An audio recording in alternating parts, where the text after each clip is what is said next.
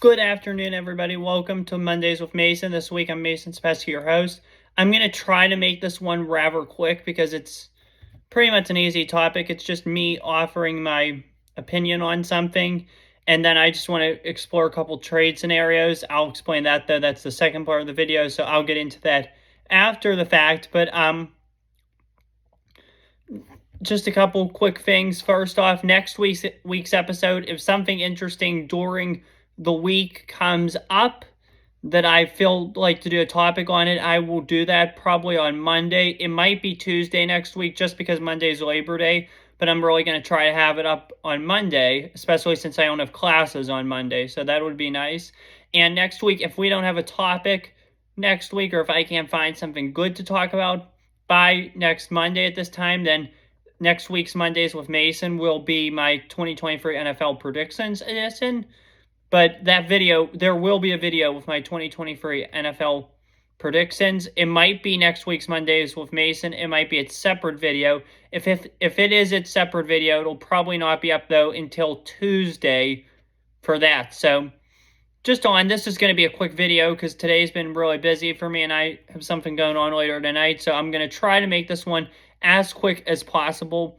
The thing is here, and I just want to talk about this because this is tomorrow, and it's at 4 o'clock tomorrow, NFL rosters must be cut down from the original 90 to 53. So with building a team, it's kind of strange how it works. Once the season ends for a team, for 18 of the 32 teams after the last Sunday of the season,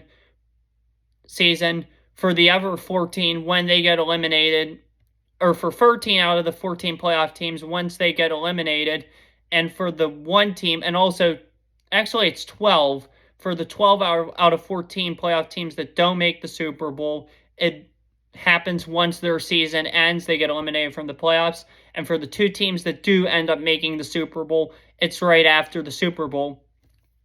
Teams are allowed to expand their rosters from 53 players to 90 players for the offseason because that's technically the beginning of their offseason. So there is no, I don't know if you knew this, and I actually just found this out the other day, but there is no practice squad once a team season ends. So after a team plays its last game of the year, whether it be regular season, they're done after the regular season, they got eliminated in the playoffs, or they played in the Super Bowl and their season's automatically over after the Super Bowl, the roster expands. There's no more practice squad, and those players get signed to reserve/future contracts for the offseason. And that's part of the purpose, too, of the preseason, because it gives, those backups the chance, and it helps the teams test some things, not only test some things out, but it helps them pick roster players on the bubble and all that, players that might not be rostered, but may be rostered. So that's interesting to say the least. But I was thinking today, what about possibly raising the roster size from 53 to 60? Something that I would probably support. Why I would support possibly raising the roster size from 53 players to 60 players is just the fact that there's way more than 53 players that are capable or good enough to make an NFL team's roster. Think about this. Here, I'm just going to have to pull out a quick post to do this math problem. 53 times 32.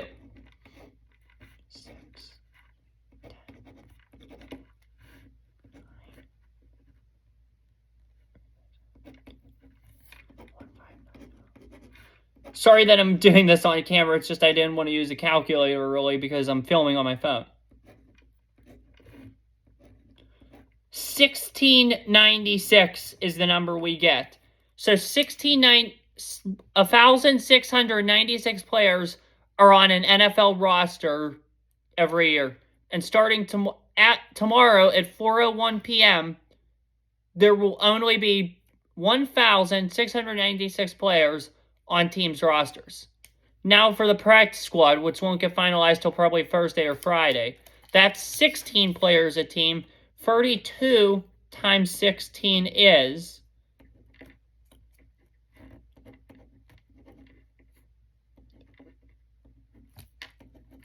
This one's much easier than the last one.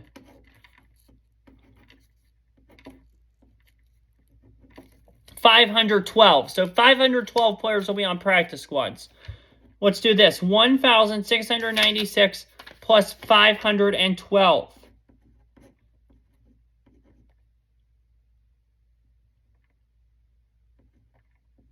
2,208. Okay, so if you can agree with me, there are more than 2,208 players that should be on NFL rosters. There's so many talented players. You probably never heard of them because they're no names. But you know what? Roster depth is so important. I was going for the Steelers roster this weekend, trying to do my cuts for an article and predict the roster and who I would have on the roster. There's way more than 53 capable guys. I got like 56 capable guys of making that roster. Roster cutdowns are hard.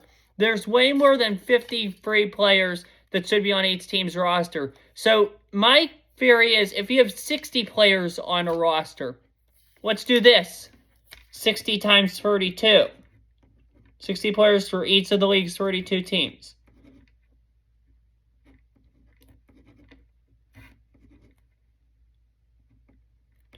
2,000. Helpful. And then the practice squad, what I would do with that is increase the practice squad from 16 to 20. Let's try that.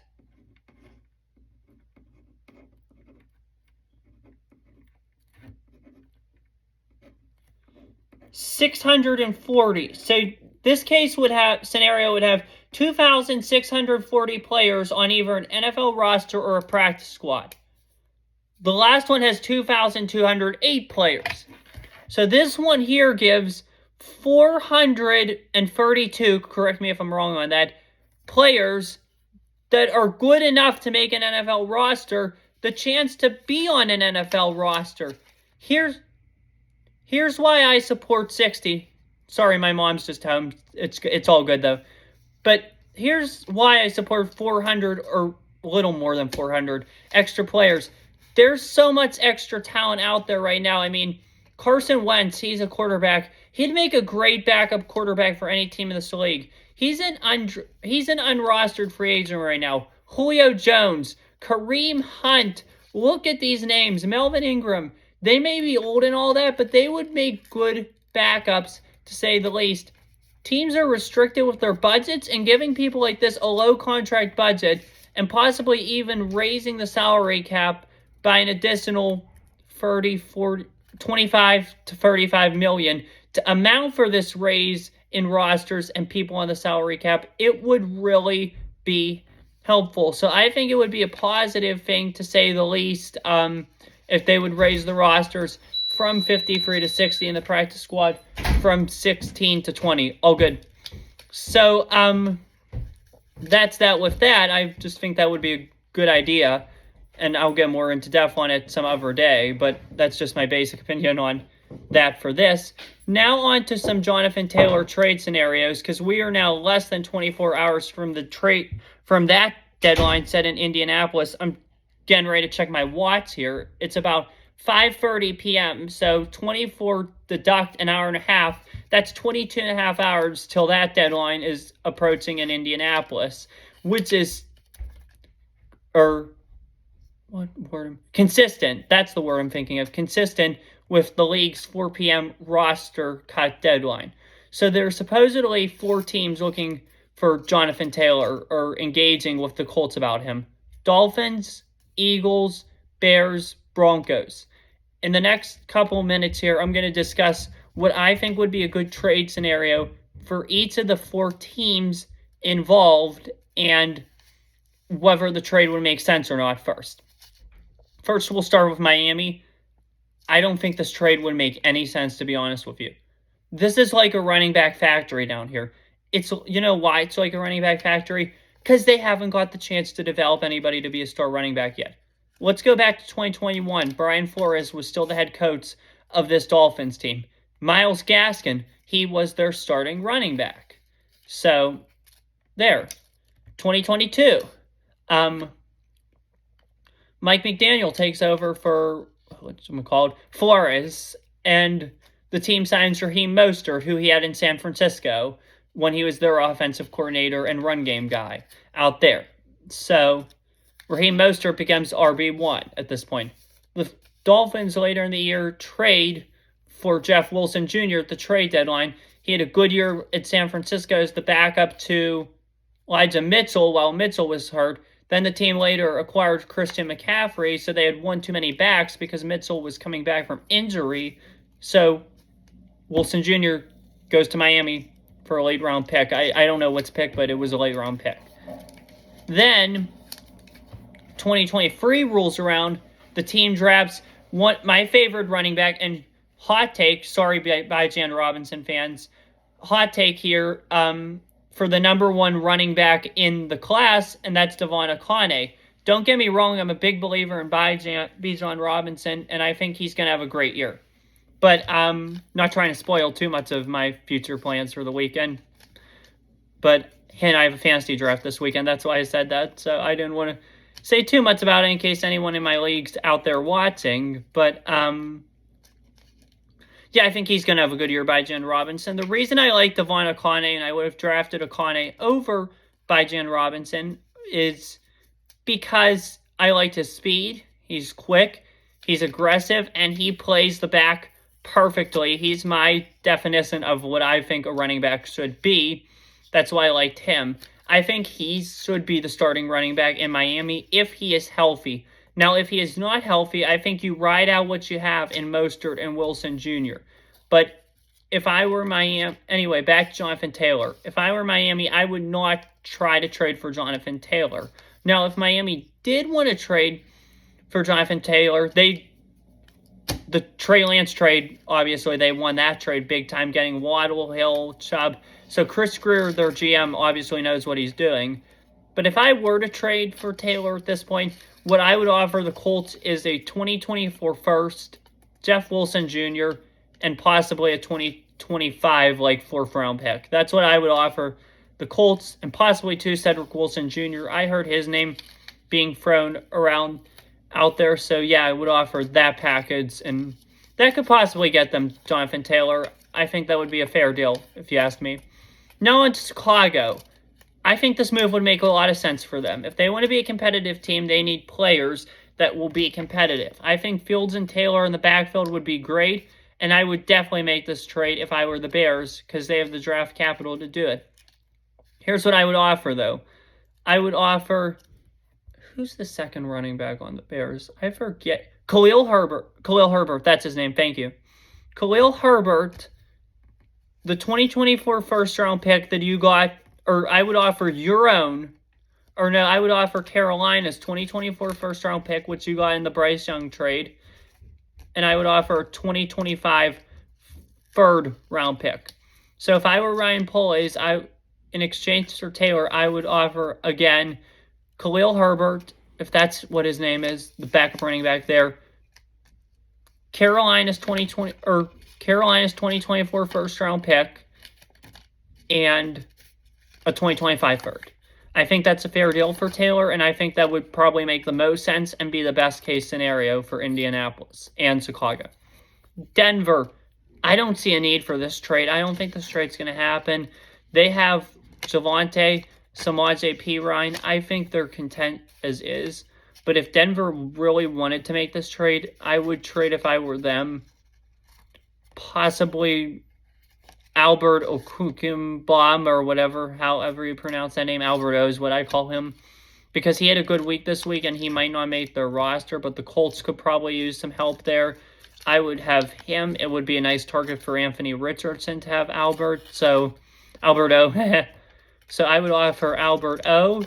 I would offer a 2024 second and a 2025 fourth. And also probably a 2024 sixth in exchange for Jonathan Taylor if I were the Broncos. Last trade partner is Philadelphia. I think this makes a lot of sense too. For them, I would do it if I were Philly. However, they added Rashaad Penny and DeAndre Swift to the room, so I don't really believe this trade's going to get done. But if I were the Eagles, Howie Roseman, I would offer Indianapolis in exchange for Jonathan Taylor a 2024 first, a 2024 fifth, and a 2025 third, and also Penny in exchange for Taylor. Ultimately, the best place I think he would go, the best case scenario for him and for the Colts, is to trade him to either Chicago or Philly. I think if the Colts got the offer, I would take the. I think if the Colts got the choice of which one to take, I think they would take the Philly offer. And I think if he gets traded anywhere tomorrow, it's to Philadelphia. But I think I would probably take, if I were Chris Ballard, I would take the Chicago offer that I just proposed. Like, the trade I would try to get if I were Chris Ballard and Ryan Poles down is Taylor to Chicago. Going to Indianapolis would be Khalil Herbert, the Carolina 2024 first, and also a 2025 third. I don't think that deal gets done, though, because I don't think Chicago's going to want to trade a first-round pick for him, but I think it would make the most sense for them out of all the teams, especially since they have 2 first-rounders. Everyone else has 1, but I think the best-case scenario for all parties involved is that Jonathan Taylor either decides to stay in Indianapolis, which I honestly hope is what happens, or he gets traded to Chicago. I think Philly would be a solid backup. I don't really want to see him in Indianapolis or Miami, or not Indianapolis, I'm sorry, Denver or Miami. So yeah, that's all I have today. I'm sorry this episode was a little shorter than most episodes. It's been a busy day. It was my first day of class, so just taking things easy. One other thing too, I just wanted to go back to my WPIAL prediction video from this Friday. I'm sorry I didn't realize this, but Bell Vernon and Steel Valley were not actually playing this Friday night. Somebody must have just posted that to Max Preps by accident. I don't know off the top of my head if they play again later this year or next week or something, but if they do play, I will have coverage of that game and possibly a different score prediction depending on how things go. So I'm sorry for that being in that video, and I'm also sorry I didn't get time to post a WPIAL recap from Friday night. My record, I believe, from those games was 4-1. The only one I missed was the Derry area Greater Latrobe game, and I predicted a Derry upset. Latrobe won pretty convincingly, 56-14.